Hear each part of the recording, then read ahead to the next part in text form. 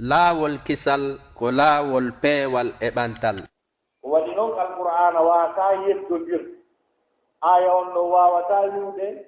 allah fewni ko tagi kon fof aya goo wi'a walaw shi'na la atayna kulla nafsin hudaha walaw shi'na la atayna kulla nafsin hudaha walakin haqqa alqawlu minni la amla'anna jahannama min aljinnati wannasi ajma'in. haray aya geɗe yeddodiriɗe duwaka yeddondirde. o aya ɗa so wii allah tagi kala hunde o fewni nde o aya ɗa wi timi no faalanoɓe fewnayno kala wonti kono jagale o fewnali kala wonti kono o oriyantu taga ɗum kala faade e ko ɗum hattondinni e mum gomberu kanko ko wurata ko ko hombo tindini booboti hum rima kum hande ko honto endu ɗum woni honto ko muynirta no naati e nder cadre rabbuna alladi a'ta kulla shay'in khalqahu thumma hada. nde o wino ɗum ɗo firawnaru ɗum tawi oɗo taɓe juuɗin haala o itti haala kan hakkunde maɓɓe fes o naɓi ka kaka ala kaka yewtotaaka sabu o ukkidirimo e ko maayi e ko feƴi qala fama balu lquruni l'ula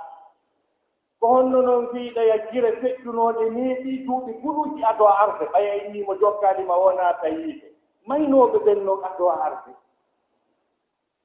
ɗon kadi o jaabi jawabu timmuɗo mo tawata tawi hannde kadi haala lukka hannde kadi qala ilmuha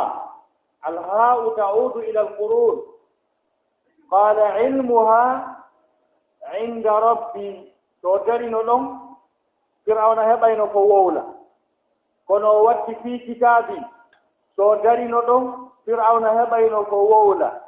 o wi la yadillu rabbi wala yansa tawi ala to ɓeydi qala ilmuha inda rabbi fii ɓen ɗon no ka jooma an dossier ɓen ɗon no ka jooma an e nder deftere fii kitabin e nder deftere nden deftere ko falɗi wo qur'ana wowli fii mayre ko ɓuri laabi capanɗe jeɗɗi nden wiyande ɗo nden nde o wi ɗo ino jeeya e nden deftere wa kulla shay'in ahsaynahu fi imamin mubin ko nden kadi wi'aɗo o wi qala ilmuha inda rabbi fi kitabi fii ɓen ɗon no ka jooma an e nder deftere la yadillu rabbi jooma an majjata yani o majjata fiiji ɗi o classe ɗi o eɗɗindi o waɗi ɗi fof haajata o majjata fii mum o yejjitata giral hay gootal e programme uji muɗum kadi wala yansa kadi allah subhanahu wa ta'ala oɗum waɗi fi o daali walakinna allaha dhu fadlin ala alalamin denndanangal ko o tagi kon fuu ala wullitoto kum e makko wiya himo mantinani ɗum goɗɗum wiya o jonnitaani ɗum goɗɗum wiya ɗum tigi allah subhanahu wa ta'ala no tooji ɗum ɗum kala hettu ko kum haani hendaade ko tawi kadi mo waɗani kum kala ko kum hendoto kon o waɗaali lombo hay gooto lombaaki hay huunde lombaaki sakko ɗum tigi yejjita ma ɗaano ma mono wi a rontiima jonnata o hawtindiraali sakko jillondira wiya e ɗo en hawtindiri jilli fuɗɗori ñuundin ndin haa hewtuma an ibnu adama haa hewti jilndin ndin haa hewti mawba man ɗum kala e muɗum nder ko foofata e ko yarata e ko ñaamata e nder ko ɗaanoto e nder ko finata e nder saaɓanɗe mum no waɗanaa ɗum e magasin mum soka ko jogii saabiɓe ɗen kanko allah subhanahu wa taala wa ma min dabbatin fil ardi illa ala allahi risquha ala hay goote riɓowel wongal ka hoore leydi ina allah fawi artikugol ɗum ɗa waawi wonde responsable huunde ronka hunnude ko kanko fawi kono est ce que o hunni ka o hunnaali ɗon o wii o ronditi responsabilité on naa goɗɗo wii allah ko an fawi ko kanko wii ko kanko fawi o yiltoyi o haali ko honto o mari haagat o holli kadi himo foti himo jogiti wa in min shay'in illa indana khazainuhu ala hey huunde si wonaa meɗen jogii magasan hummu ɗum ko mi yeeɗi on ɗo ber ko fofata kon eko ñaamata kon eko yarata kon eko haddon dinni e mum kon goo ber kanko wuurata kon goo wa in min shay'in illa indana khazainuhu wama nunazziluhu illa biqadarin ma'lumin min jonnitata ɗum tigi kadi ko min artikata ɗum sina karti eɓɓaaɗo ber ko yonanta ɗum ko hawranta ɗum goɗɗo ñeɗay popule wi tew ndiyam o yara o enna o ɗonniti ko ber kadari ma'lumi on o ƴetti ko heddi kon o joɗɗa ɗon footiyinde par ce que fof no kartila wama nunazziluhu illa biqadarin ma'lumin min tippintaaki wonaa beru endere eɓɓaa jooni noon ɗum fof noon ko sokaaku saabiije ɗum ɗon ɗen fof kadi mo jogii kadi sakko wona ko goɗɗo halbinaa sakko o sotta ma o wujja ma goɗɗum ngoo ko ɗum Allah gaari wondema ko kanko woni ko jogii wa indahu mafatihul ghaybi saka makko woni saabiije mbirndan ɗan on kalimatu ghaybi ɗon ko faanda ko artikeeji ɗi woni ko faanda on ghaybu ɗon ɗo ya ghaybu ka suratul araf jogii maana gooto law kuntu alamul ghayba lam taktartu min al khayr ana miɗo annduno ka alhaaliji ɗi woni mi noon kayno ko yonata miɗo annduno ka dolare ka euro woni kañum e village labaji e otoje mum e cellal e juutugol bamɓe nelaaɗo wiyani ɗum hoore mum wara mo annduno ka ɗum waaɗi o wi o nokkayno haa yono noon lam taktartu min al khayr jooni noon on haybu ɗon ko sifa on haybu woni ɗa wa indahu mafatihul ghaybi la ya'lamuha illa hu hay gooto annda ka ɗen saabiije woni so wonaa kanko e denndanangal ko o moƴƴi e tagee fugun kon fof ko ɓuri moƴƴude e ko o moƴƴoto e mum kon sabu moƴƴereeji makko ɗin no sowondiri ɗiɗi ferti ɗi ɓurdi ko ɓuri mawnude e ko taguɗo o moƴƴoto jiyaangel mum ko tuma o pewni ngel faade l'islam si Allah anndiniima ko wiyetee diina kon o joftiniima ɗum anndu haray o yiɗaniima kala moƴƴere ko jogii kon fof jiggol makko ngol mawni ngol hatti e maa nde o yiɗunoo rasul sallah sallam ko kala ko wiyetee peewal kon fof kala ko wiyetee diina kon fof ko ɗum o wii o addii ko welatamo kon fof e diina ko waalaniimo kon fof e diina o wii o addii haa hewtiimo o baddii ɗon hay gooto rewataa Allah o weltoo ɓura ko rasulu rewi Allah hay gooto yettataa Allah taguɗo o weltoo ɓura ko rasulu yetti Allah kon hay gooto juulataa jemma wela taguɗo on haa hewta ko rasulu juulata jemma ko ɗum wat so o wii o mooɓi fof o timmini e maaɗa wa yutimma nicmatahu aleyh yo timminnema makko e dow maaɗa ya Muhammad ay wa yutimma dinahu aleyh هذه الكلمة كلمة النعمة أحيانا هي تعني الدين كما قال تعالى اليوم يئس الذين كفروا من دينكم فلا تخشوهم واخشون اليوم أكملت لكم دينكم وأتممت عليكم نعمتي ورضيت لكم الإسلام دينا تقولوا hande bandi tagite dina monka al-yawma jididi no suratul maida din ko di très important Allah no wi al-yawma la jididi ka suratul maida din don hidi jetti dina kan fof makka jetti nema Allah on fof al-yawma winda lakum at-tayyibat hande on dagina nama daggi di laabu didi وطعام الذين أوتوا الكتاب حل لكم قلهم اليوم نكني اليوم يئس الذين كفروا من دينكم دونك الله عبدنا للإسلام كو أجي جند النبي آدم كو أفضنهم إن عليه ممك عليه نبو يكون جوكو دوارة ولا problem فإما يأتينكم مني هدى faman tabi'a hudaya fala khawfun alayhim wala hum yahzanun ko podore de Allah fotno annabi adama maybe kale jonnon maybe tippike kale dum ko Allah faandi hudan don ko islamu onno dum tippina no annabi adama ko e makko dum addi tippa o ɗum wanno ɓay o wuuri duuɓi wulure kanko annabi adama ko ɗum ɗon noon Allah yamiri wondema ko tippina e annabi adama ko wiyete l'islamu ko fuɗɗi on sayi kon ko ɗum o wi wata kuɓu wata daro ko yo jokkite kala wonɗo sabu haa ɗum dari Allah wi ko o huɗaaɗo ko o malkitaaɗo ɓay o heɓi duuɓi wulure mo anndi mo ɗum dari towno mu wo haray o huɗaama o ndaari ɓiɗɗo makko mo ɓuri hoolaade mo ɓuri jannude mo o yiɗi rondinne ngal dongal wiyetengal l'islam wona kupaali ka jeyngol makko on dartinimo defte 50 Allah tippini annabi adama defte 50 Allah tippini annabi adama ɗe o jangi o janni ɓiɗɗo makko o ɓandimo o dartinimo ɗe haa gati o anndi ɗum ɗo heƴiita hoore oya on tawi to maayi o haa jaaki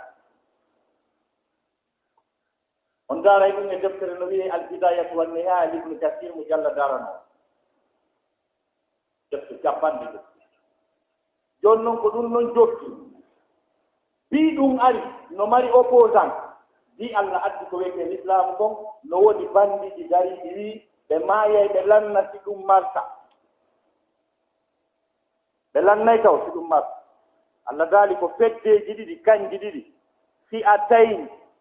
fi'atun tuqatilu fi sabilillahi wa ukhra kafira ko fedde wiwne ko Allah wi kon ko o faala kon ko ɗum marta ndeya fedde wi ko nde opposant ɓe lannay taw si ɗum marta jooni noon ko noon bandi sakkorii ɗum sakki firawna en sakki numurudu en sakki bandiji ɗin sakki haa firawna aroyi o wi feƴƴuɓe ɓaawo ɓen fof alaa hakkille alaa faamu ɓe alaa doole ɓe alaa ganndal kanko ɗum mulay e tammatko o ƴetti disposition moolanaa Allah weddintinnimo e bindi hum gootum o halkimo ɗum laawi feƴƴi aroyi haa e to no nelaaɗo firawnaru ɓurndu huɗeede ɓurndu ñaaɗude ɓurndu ponde feeñi e tewndo makko ñannde num firawnaru wara ɓay o tufaama ƴiiƴanɗam fuɗɗike inude e makko anndi o maayay woni o noddi ɗon goɗɗo e kaari ari ar mi maayay woni o ari o wi yow ɗaɓɓitanalan haa yi'a Muhammad wi'aamo min kaariijo miɗo mayde ni mi maayay woni mi goɗɗinaali ko addi kon nani o ari o tawi nelaaɗo o yottini nelaaɗo uggini ko juuti ɓe ɓanti ɓe inni firawnaaro anndu ɓuri firawnaaro Muusaa sabu firawnaaro Muusaa ndum kayru ɓay ndu fottuki loƴagol ndu gonɗinno kono nduuɗo nelu wondema ndu gonɗinaali ndu mayde ɓayno ɗum wonoyi haa gasi tawi bandi fof halkaama ko Allah wiino laastogol laatike Allah wi hannde noon alyawma ya'isa alladina kafaru min dinikum hannde bandi taƴike diina monka imi neññande haa ñande dalngal dari l'islamu ko yeeso fofi imi ndeññande l'islamu regilata l'islamu ko yeeso fokkiti mo yii leydi ndi tawata 95% ko heeferaaɓe si Allah hollima fayɗe dilleyji tigi hunjiiɓe Qur'an Allah hollima kadriɓe ka fonction publique dow tawa ko ɓe julɓe noddanooɓe diina wono ko wiyetee ɗon Congo Kinshasa a tawa e jaka ko Allah wiinoo kon ɗum ɗo martay ɗum ɗo yahay ɗum darotaa so a yii saare ɓurde bungude e kay Amérique ɗen fof ko ɓenta kon la ville spirituelle o anndi kay Amérique ɗen fof hiɓe jammide Boston ko la ville spirituelle ɓe jammi New York ko ɓenta ko état empirique kala ko wiya technologie gannde américaine ɓen fof ko woni nene mum e baabum ka ɗum fuɗɗi ɗon ko Boston fuɗɗi université ji maɓɓe fuɗɗi mawnude ko ɓe wiyata Massachusetts technologie institution ko ɗon woni Howard University ko ɗon woni jannde maɓɓe ɗen fof ko ɗon woni mi yii meɗen juuli ɗon ɗiidi juula laabi nayi te hakke maako yimɓe ɓen ɗuuɗi ɓeeɗo juula yaha ɓeeɗa juula yahata ko yiidi ka saare ngaandi Amérique ndi haa heeferaaɓe ɓen Allah waɗi e konnguɗi heeferaaɓe ɓen tiɗi yo ɓe wowlan hoore maɓɓe oɗo l'islam oɗo o saakitoto o hewtay kala ko woni e nder addam André Malraux écrivain de français ganndo moolanaaɗo ko kanko wi'uno o wii ɗum ko fuɗɗi ka arabeeɓe ɓen to ko wiyetee l'islamu ko ɗum aray haa naata ka ɓerde eref jooɗo kami jooɗii ɗo o memi jullere makko ne tawi mo jooɗii Paris o inni le 20e siècle c'est le siècle de l'islam. Lamartine sabanjogo kadi porto faransiijo o wii si la grandeur d'un homme se mesure par ce qu'il a pu faire pour l'humanité en peu de temps, o wii je me demanderai si sera comparable au prophète des Arabes. Il a créé un empire. Lamartine wii si tawi valeur neɗɗo wirgol kaari ko motoba kaari ko sagata kaari no selɗi o wii si tawi ɗum ko andirte ko sabu ko o yangani aduna on kon e dumunde seeɗa hunni ko juuta hay seeɗa e nder duuɓi no gaytati pendant 23 ans tawi nelaaɗo yangani ke aduna on ko tawata hay e gooto e mo Allah tagi aduna on mbi fuɗɗa windeede maandeede hay gooto waɗanaani ɗum aduna on o wii si tawi wiwgol kaari ko sagata kaari ko mokoba ko eɓɓindirte ko sabu ko waɗani aduna kon e tan fanɗuɗo o wii miɗo humpaa ko hombo eɓɓindirte e annabaajo julɓe ɓe o wii o memmini huunde o créé empire mo maayata haa ñamde aduna on lanndi ko empire ko wiyetee l'islam kon ko Lamartine wii ɗum français George Bernard Shaw anglais le célèbre philosophe anglais o wii denndanangal albalawji ko aduna o heɓi kon fof kala soñjaa ko aduna o heɓi kon fof ko woni neene mum e baaba mum ko annabaajo julɓe ɓen maayi kon wonsimo wuuruno o harayno aduna on no e jam anglais jo Kaiser Michael Held oɗo ganndo moolanaaɗo o windi deftere o wii teemedereeɓe ɓe fiimum lannata haa ñande dalngal dari o wii ɓiɓɓe worɓe teemedere markuɓe oɗo aduna fiiɗeeɗo wowlete haa ñande adda lanndi o waɗi numéro en e maɓɓe o wii ko wiyeteeɗo Mouhammad Rasulullahi sallallahu alaihi wa sallam ɓay deftere makko nde yalti Amérique ɓay ko américain jo ɗum memmini Sonko wii Bordo Barda ɓe wii ko honɗum américain jo keesero windanta deftere wacca yimɓe teemedere ɓurna annabaajo julɓe ɓen o wii ko goonga mi faala windude ko tagi ko aduna o yiyoyta e ɓaawan sin fekki o wii hay gooto e ɓoddira e annabaajo julɓe keeser ko ɗum waɗi alyawma yeisa alladina kafaru min dinikum ladaali bandi on tagi ke fii diina mon kan ka yahay ka laatoto le premier sénateur américain musulman adiɗo wonde ka sénat américain ɓe ɓen tawi ko julɗo ñande o wondirayno o janfota ko Amérique o gollanay Amérique ko haljida ko o inni ɓay komi julɗo kaka alqur'ana mi wondirta o nelani alqur'anare nden ka makko wonɓe ɓen ka maison blanche ɓen heyka sa nelan toon alqur'ana no nder to ɓe addoy alqur'anaru nde deuxiéme président américain ɓe janngayno on ka nder maison blanche ɗayne nder to ko nde yaltina o wondiri ɗo haala ngol e wondema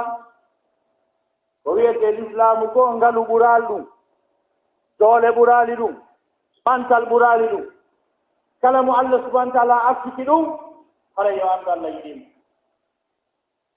musidɓe julɓe tedduɓe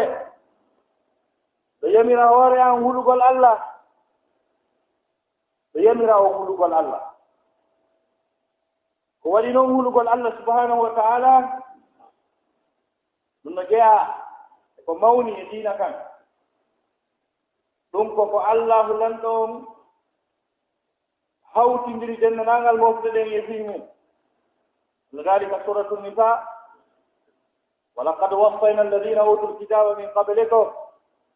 wa iyakum an ittaqullah denndanangal feɗɗunoɓe ɓen fof mi winono ɓe hulo Allah onon kadi min ɓe yamiri yo hulo Allah Allah tabintinni e suratu qasas wondema denndanangal ko wiya kon fof moƴƴere ko jiyangel heɓoyta laakara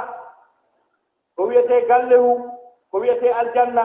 ko wiyete neema Allah holli ko marani ɗum ko ɓulɓe Allah ɓe ɓen tummani toon hoɗo o wi ɓeɗo siteji ɗi o darni laakara ɗi ko o darnani ɗi ko huloɓe Allah ɓe wa tilka daru l akhiratu naj'aluha lilladina la yuriduna uluwan fi l ardi wala fasada wal aqibatu lilmuttaqin Allah gaali ɗiɗo galleji laakara min maraniiɗi ɓe yimɓe wuurɓe ka hoore leydi ɗo tawi kala ko ɓe okta ko ɓe heɓi ka hoore leydi ɗo ɓe faandoraali ɗum townitaare e bewre townitaare e bewre e bononda ka hoore leydi siko laamu ɓe okkora ɓe wanno doyi ɓe woni newiiɓe ɓe waɗi doyi ɓe woni newiiɓe seydna Umar bnul Khattab tanga ka o ƴettata laamu ngun ɗon hade l'islam on heɓi doole l'islam on heɓi teddungal laamu ngu o roni ngu ko laamu moftungu kala ko wiyete laamu e teddungal kon fof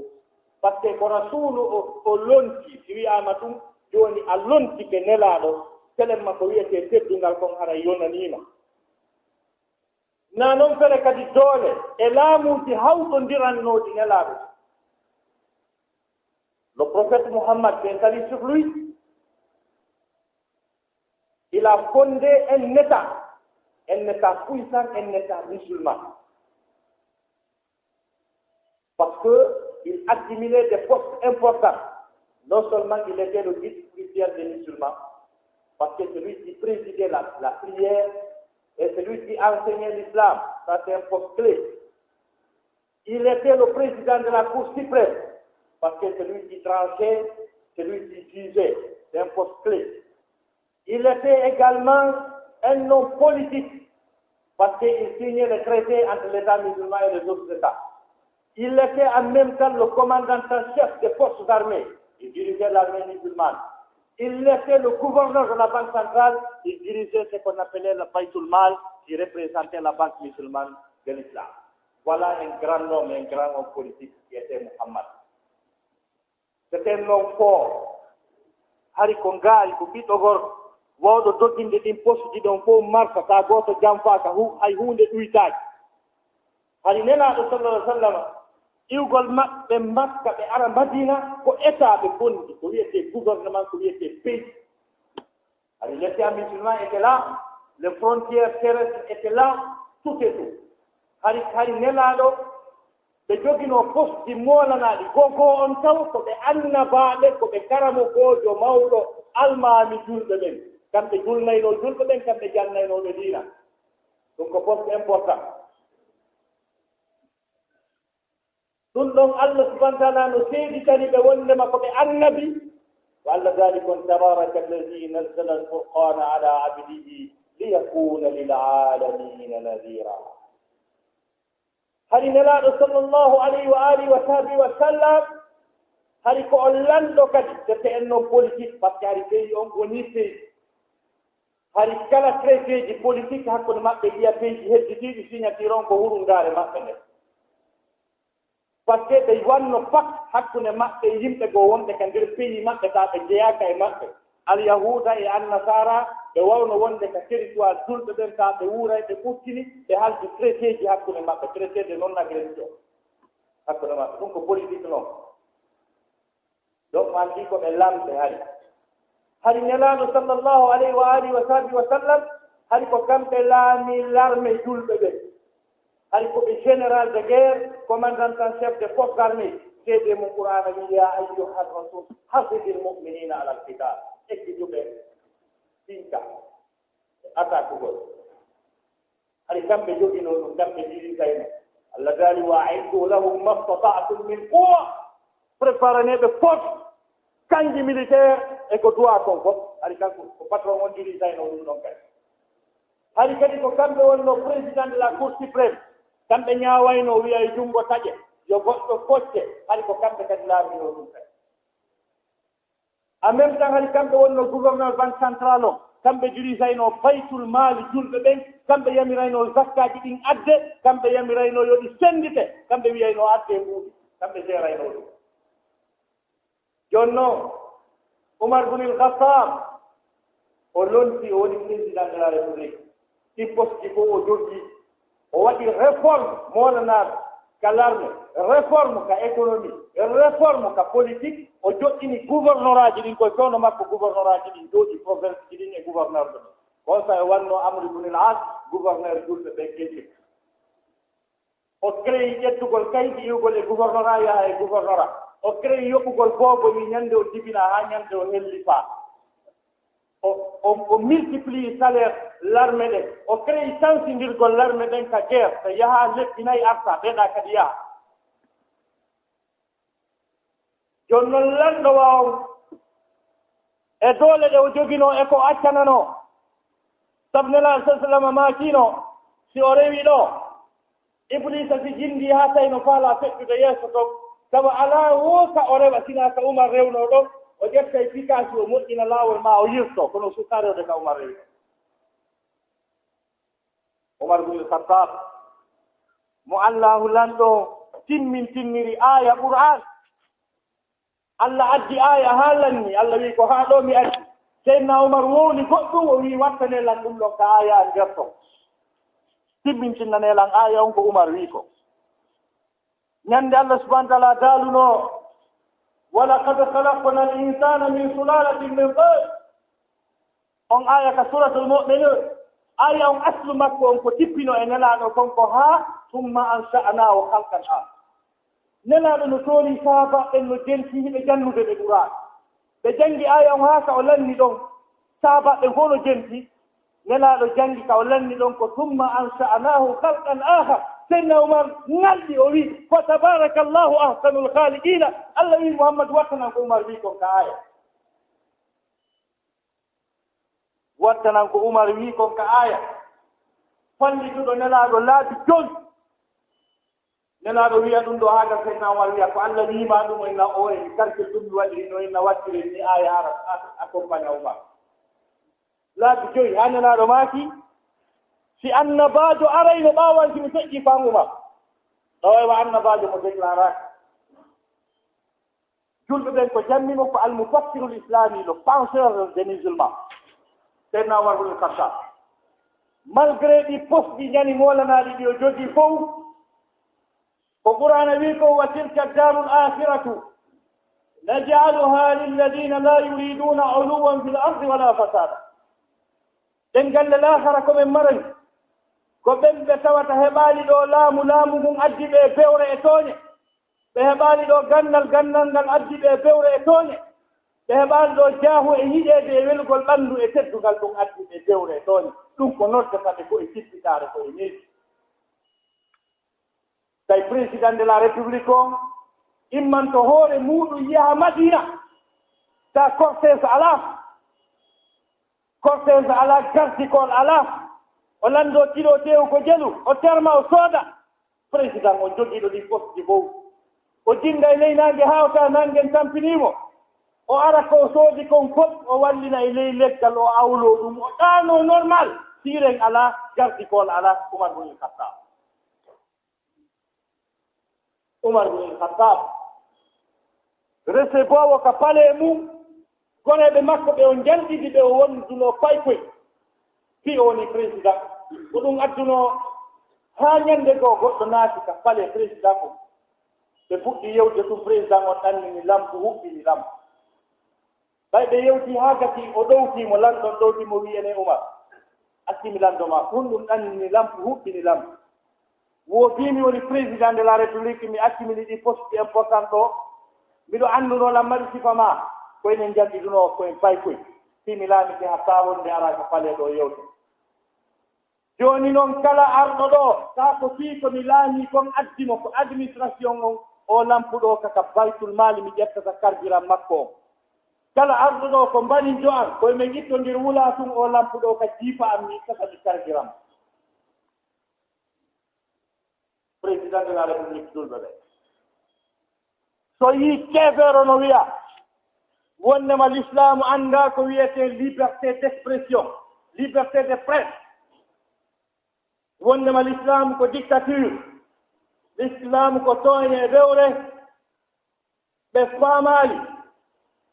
mahara julɓe wonɓe yottinde ɓe yottinaali ko wiyete l'islamu kon ɗi on président lanɗowa on himo ka ɓuri won ka ɓurno wonde important e lamɓe julɓe ɓe fof ko tuma ɓe ngari ka gangunal maɓɓe ɓe wadde hutuba ko ɗon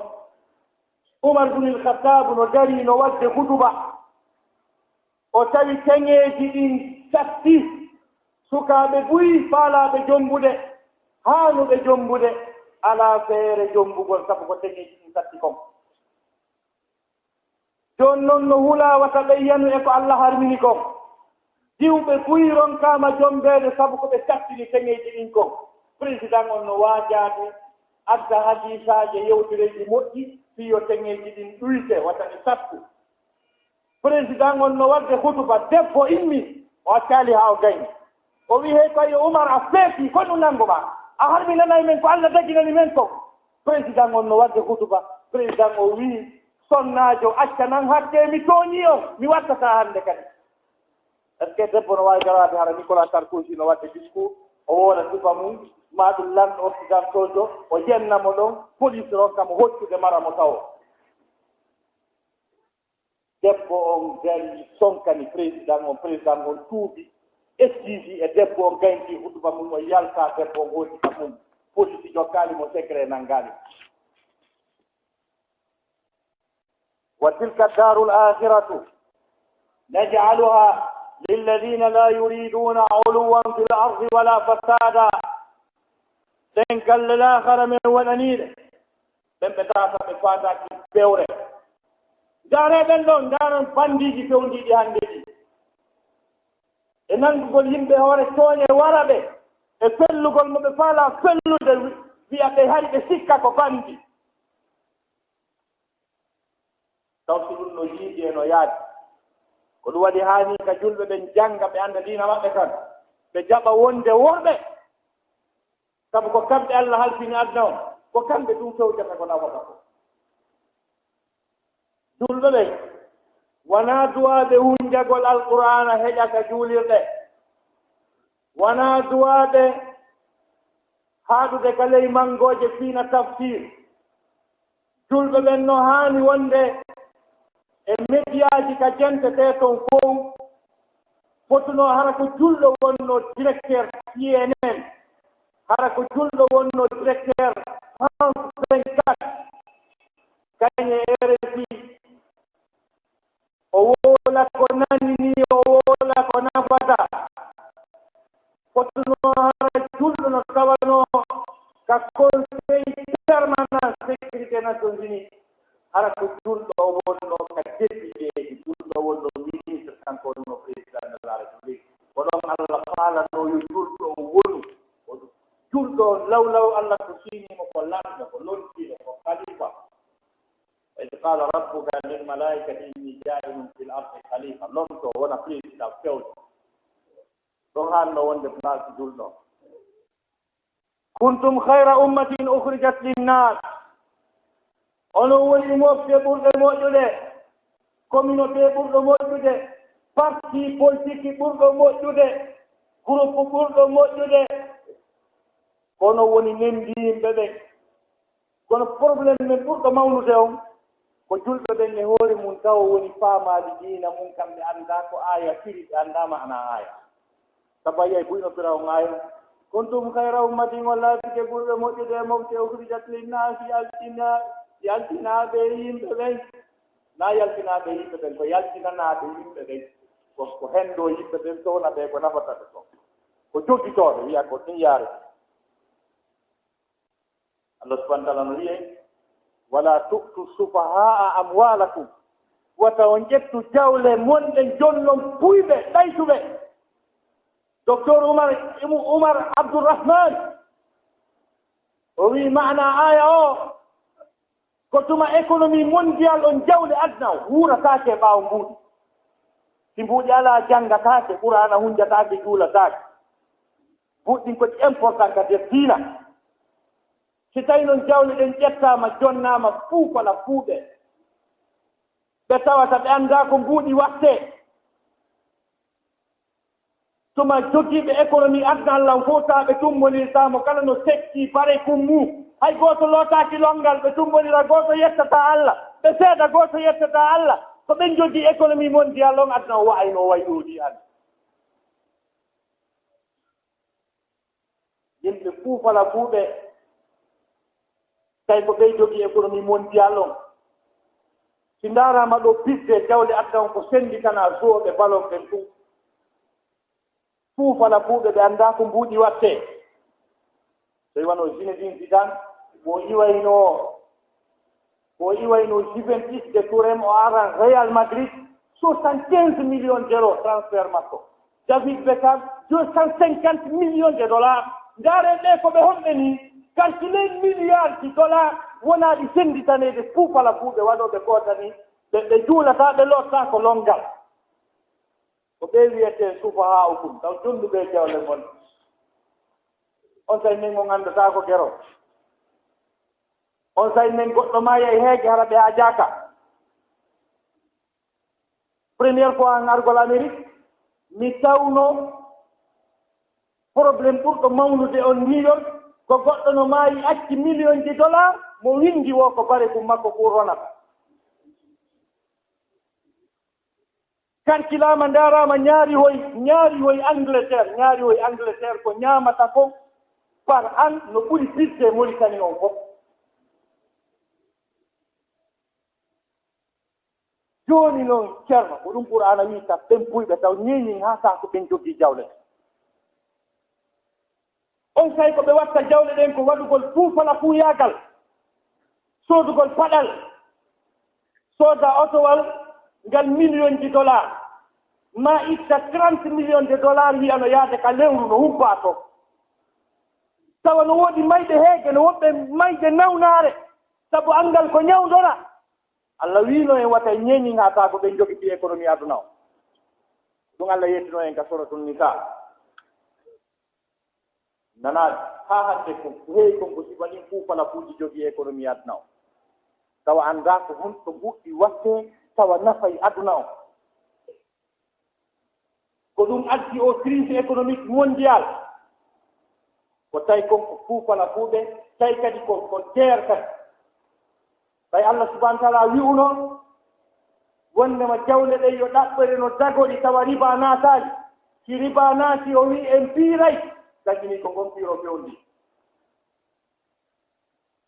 ngon piiro fewndi يا أيها الذين آمنوا اتقوا الله وذروا ما بقي من الربا كنتم مؤمنين فإن لم تفعلوا فأذنوا بحرب من الله ورسوله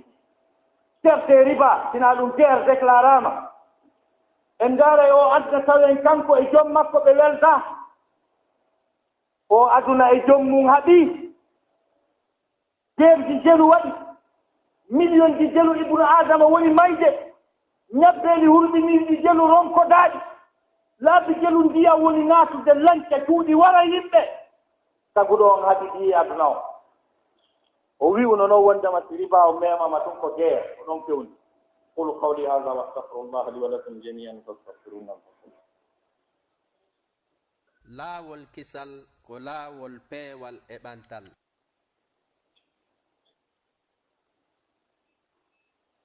الحمد لله على نعمة الإسلام وكفى بها من نعمة ليسعى الله سبحانه وتعالى solution adna on ko l'islam on noon mo haɗɗon jinni e gandal mo haɗɗon jinni e janngugol e ɓattagol jannga ko waɗi noon ko on tawi noon l'islam o yiyete valeur makko o yi'e o ɗaɓɓite kono hannde ko woni bandi ko feewi fof ma ko ndiye hoore mum européen ɓe someji maɓɓe ɗin koppi sowgugol ero koko échec masali ɓe ala ɗanade lamɓe européen ɓen ala ɗanade Allah haltindiri économie maɓɓe on haltindiri jawɗe maɓɓe Allah haltindiri économie américaine ɓe ɓen ha gasi satten nen nde weeti rewama reweteɗɗe fo marsali ngaluji adna Allah on tallike Allah wi uno wondema si tawi riba banque ji ɗin golliri riba jawni ɗin ɗaɓɓirama no ɗaɓɓira o wi o lancay économie addan o nana ko wi ko yamhaqullahu riba wa yurbi sadaqat o lanci o wi lancande nden si nangi ton jawle en piitorto faɗɗire wasi jinna wake nangi goɗɗo inna alladina yakuluna riba la yaqumuna illa kama yaqumu alladi yatakhabbathu alcheytanu min almas ذلك بأنهم قالوا إنما البيع مثل الربا وأحل الله البيع وحرم الربا الله داري بين بمن نيام ربا بإيكونومي من إجاول من باسي هون إن إنتري نيولو قول إنتري ربا بمدارو ساكو توانا نجينا وكتابي كاكو نسوكي توتو نونغو بالي تويا هاندو يي نيامو ربا إنو بالي تو نكيكو يا وني معنى آية ويهي كبورس نيويورك ka ɗum daareteeɗon haa gasa yi'a no jawniɗo no jiɗɗi yanirta noon sippo kono fiifa yani naddak yani ɗum ɗo yani fiifa jomum o ngaray ko noon haqqille ɗe woni tournirde kama yatakhabbatuhu cheytanu min almas koni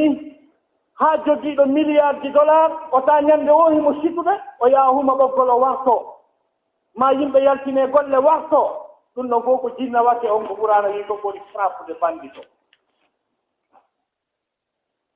ko ɗum ɗo yeeji adna o hannde adna on duwama artude ka Allah systéme ji ɗin fof changé adde ko Allah wi ko yaha e hoore mum fiyo adna o woni e jam sina ɗum ko suuti kon e hoore probléme ɓurɗo mawde ɗum ɗo kon fof kadi nde loonde wiyetende aduna planète terre nde kadi no wulude nde soppude ko nde woni soppude kon ko ɗum woni naatde ndiyan ɗan sifa ko feƴƴi New York kon nde ñande sifa ko feƴƴi Japon kon sifa o ye tsunami wannoɗo ɗum c'est conséquence de réchauffement planétaire ɗum ɗon kadi kala somme waɗɗo ko échec à 90 100 000 experts poɗɗi Rio de Janeiro halda fotta koyo émission CO2 usine ji ɗi yo ɗuyte ɓeyi ɓurɗo wonde poliére e nder adna o sali ratifiude convention on tawi ko les États-Unis d'Amérique ko ɓe sakkiti tummodirde fimum ko gata some o woni échec ko haalangol on aduna on haɗi ɗi e joom makka